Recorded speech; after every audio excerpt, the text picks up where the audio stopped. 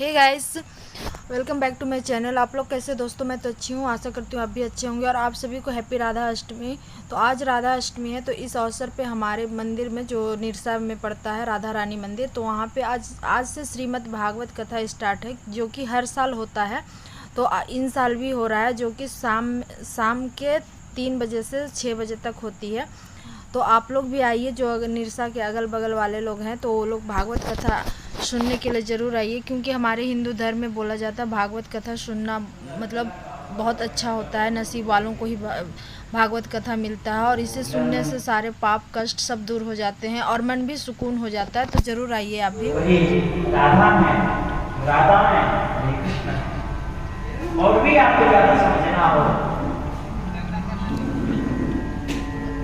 तो आत्मा जो होती है, आत्मा कौन होती है?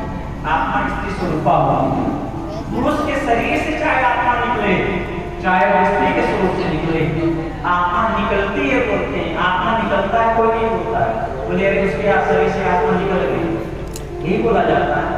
आत्मा चाहे पुरुष के शरीर से निकले, चाहे वो स्त्री के शरीर से, तो आत्मा स्त्री वाचक शब्द है। आत्मा स्त्री स्वरूपा है। तो किशोरी की भगवान की आत्मा है, इसीलिए किशोरी की स्त्री स्वरूपा है। वस्तुतः कृष्ण और राधा रानी जी को कोई अंतर नहीं। ऐसा शरीर और आत्मा में कोई भेद नहीं है। शरीर को कष्ट होगा, आत्मा को भी कष्ट होगा। आत्मा को कष्ट होगा तो शरीर को कष्ट होगा, क्योंकि शरीर आत्मा से संबंध है और आत्मा शरीर से संबंध है। आत्मा निकल जाए शरीर से, उसको जला दो, ला दो। जहां आप कोई गर्म चीज छोड़ो तो हाथ गर्म करने लगा है, कभी कभी साथ माची शरीर को जलाता है, उन्हें हाथ लग जाती है तो हाथ हटा लेता है। थोड़ी देर बाद तो बर्फ में पड़े रहो, बर्फ का गोला, थोड़ी देर बाद हाथ ठंडा हो जाता है, वही हटाओ यहाँ से। और वही जब आत्मा निकल गई, चाहे बर्फों की सीली पे ही डाल दो, चाहे आग के गोले पे डाल दो, कोई फर्क नहीं पड़ता।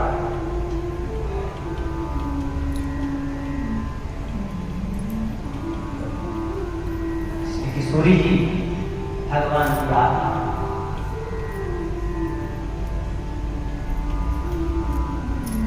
आज हमारे घर में राधाष्टमी के दिन आज उनका जन्मदिन है।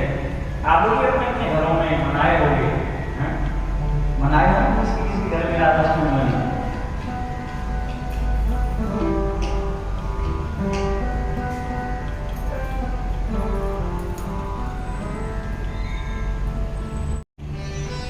आम का मौसम चला जाए और आम खाने का मन हो, और व्यक्ति के मन में आए अरे आम खाने का मन कर रहा है, उड़द लग रही है, चलो आम नहीं तो कोई बात नहीं, आम वृक्ष से निकला है और जा करके हम आम के जन्म वृक्ष के पत्ते खाएं, उसके छिलके खाएं, क्या वो स्वाद आएगा जो आम में आया था?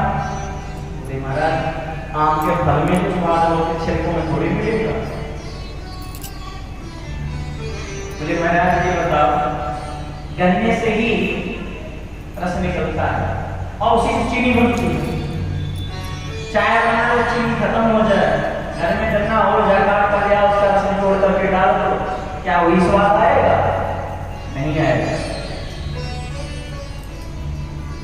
माताओं के उदाहरण दिया, तो माताएं उपासना थी, बोले जी बताओ, दूध से घी निकला है, भाई दूध का दही जमाए, दही से मठा बना, मठा को चलाया, मक्खन निकला, मक्खन से घी निकला। अब आप पूरी बना रहे हो घी में, आप पूरी बनाते बनाते घी खत्म हो जाए, तो घी खत्म हो गया, दूध से घी निकला है, दूध डाल देंगे, तो क्या दूध से पूरी निकलेगी? नहीं निकल सकती। तो जो काम दूध कर सकता है वो घी नहीं कर सकता, जो घी कर सकता है वो दूध नहीं कर सकता। निकला दूध से ही है। ठीक है, ये भागवत की गली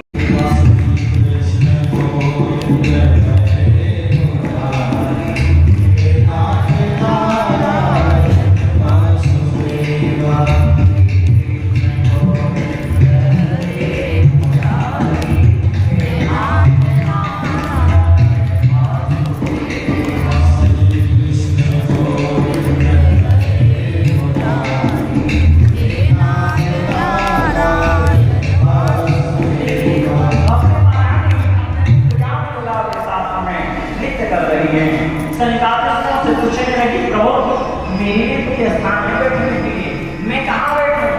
सनकादिक कहने लगे, वही महारानी जिसके हृदय में प्रेम हो, भगवान के प्रति आस्था हो, उसके हृदय भवन में जाकर के बैठ जाओ। बल्कि महारानी अपने पुत्र ज्ञान प्रदान के साथ जिसके हृदय में भगवान की प्रति आस्था है, प्रेम है, उसके हृदय में भवन में जाकर के वही महारानी विराजमान हो। बोले भक्ति महारानी की जय। और भक्ति महारानी जिसके हृदय में बैठते हैं, जिसके हृदय में भगवान का प्रेम हो जाता है, तो वो अपने हृदय भवन को इतना सुंदर बना लेती हैं, इतना पवित्र कर लेती हैं कि सकल भवन मध्य निधिनास्ते विधन्या निवसति विवेशा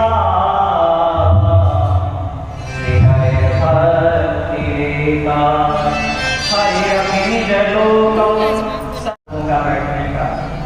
लेकिन जिनको कथा सुननी है, मैं कथा करने कहीं भी जाता हूँ तो मैं एक ही प्रार्थना लोगों से करता हूँ, कम रहो। ये नहीं कि कोई भीड़ ही पड़े, कम रहो, लेकिन जितने रहो वो आस्था वाले रहो, प्रेम वाले रहो। तो इससे मतलब कम रहो, साथ में कुछ बैठिए, कम रहो, अच्छे रहो। आज कम लोग हैं, लेकिन जो बैठे हुए तुम्हारा मन लग गया, अब मैं उठ करके जाने लगती तो काय मन लगता। वैसे होता है, माताओं को समझ में तो नहीं आएगा, पुरुष वर्ग समझ सकते हैं। ये जो तार है ना, ये तार में करंट होता है, लाइट जाती है ना तो तार में करंट होता है। लेकिन घर का जो बल्ब जलाते हैं तो सिर्फ जिसमें करंट रहता है उसी भर से बल्ब नहीं जलता है, उसके अर्थ की आवश्यकता होती है। तो जो अर्थ होता है वो जितना ही पावरफुल होता है, लाइट उतनी ही तेज होती है। अब सोचो सिर्फ लाइट वर्ग में ही करंट हो, स्टार वर्ग में अर्थ में कभी तब तो ही नहीं हो तो लाइट नहीं जलती, लाइट दिन जलती रहेगी। पहले समय में होता था, मेरे अर्थ का तार जमीन में गाड़ देते थे, फिर वहां से देते थे, फिर इसमें कोयला डालते थे, पानी डालते थे, फिर वो बढ़ता था। पहले ऐसे होता था, गर्म लोग करते थे, लाइट दिन करते रहते थे। जितना पानी डालते, जितना कोयला डालते, उतना वो बढ़ता था। अर्थ मजबूत होना चाहिए। ये जो आप लोग बैठे हुए अर्थ का काम करते हैं, कम रहो लेकिन बेहतर करो। तो अगर कथा वास्तव में कथा सुननी है, समय का ध्यान देना है। सिर्फ 3 घंटे, ज्यादा नहीं। 3 बजे आ जाओ, 6 बजे चले जाओ। 3 अब 3 बजे सुननी है, तुम्हें 2:45 बजे घर से निकलो। आस-पास लोग भी ज्यादा दूर पे तो होंगे नहीं, है ना। सब काम धाम करके 2:45 बजे वहां से चलो, 3 बजे यहाँ से चले, यहाँ पहुंच जाओगे, 3 बजे कथा प्रारंभ हो जाएगी। बोले भागवत भगवान की जय। अरे सुंदरता भजन के बाद आपकी बात अपने घर जाना, जो आपके आस-पड़ोस के लोग होंगे उनसे भी बोल देना, भागवत बोल रही है, आया हो कार्यक्रम आया हो, चलो हमको बात 60 मिनट का समय मिला, पता नहीं फिर मिला। इस कथा को सुनना चाहिए, भगवान की कथा है, इस कथा को सुने, इसका आनंद लें। और ये जो कथा चल रही है, अभी तक ये कथा जो चलती थी तो हमारे जो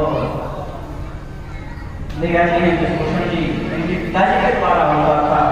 सभी परिवार, सभी भाई सब एकत्रित होकर इस कार्यक्रम को कराते थे। अब उनके जाने के बाद ये पहला कार्यक्रम है, तो आप सब लोग, चाहे उनकी तरफ से निमंत्रण आया हो, मिला हो, चाहे न मिला हो, ये कथा उनके निमित्त हो रही है, जिन्होंने अपना सारा जीवन यहाँ पर लगाया है, बिताया है, उनके निमित्त ये कार्यक्रम हो रहा है। सब भेदभाव छोड़ करके ये भगवान की कथा है और उनके निमित्त हो रही, जो आप है ही नहीं है, तो कम से कम हम किसी और के लिए, कम से कम हम उनके लिए, उनको श्रद्धा सुमन अर्पित करने के लिए इस कथा में आए। सब लोग अपने परिवार को लाने, अपने सगे संबंधियों को लेकर के आए, सब लोग इस कथा में आए और कथा का आनंद। भागवत कथा ख़त्म हो गई थी, तो यहाँ पे आरती हो रही थी, क्योंकि अब आज फर्स्ट डे था तो थोड़ा सा लेट हो गया। नहीं तो ऐसे डेली 3 से 6 मतलब डेली भागवत कथा रहेगा जो 7 दिन तक चलता है। तो जो भी अगल बगल के हैं, जैसे निरसा के हैं, निरसा के आसपास के लोग हैं, तो प्लीज़ आप लोग राधा रानी मंदिर आइए। वहाँ पे भागवत कथा हो रहा है जो हर साल होती है। ये राधा अष्टमी से जो स्टार्ट होती है तो ये पूर्णिमा तक जाएगी। तो अभी आज पहला दिन था और कल से 3 से 6 बजे तक होगी। आज फर्स्ट डे था तो थोड़ी सी लेट हुई। तो प्लीज़ लाइक कमेंट शेयर ज़रूर कीजिएगा गाइस और सब्सक्राइब भी कीजिएगा। बाय।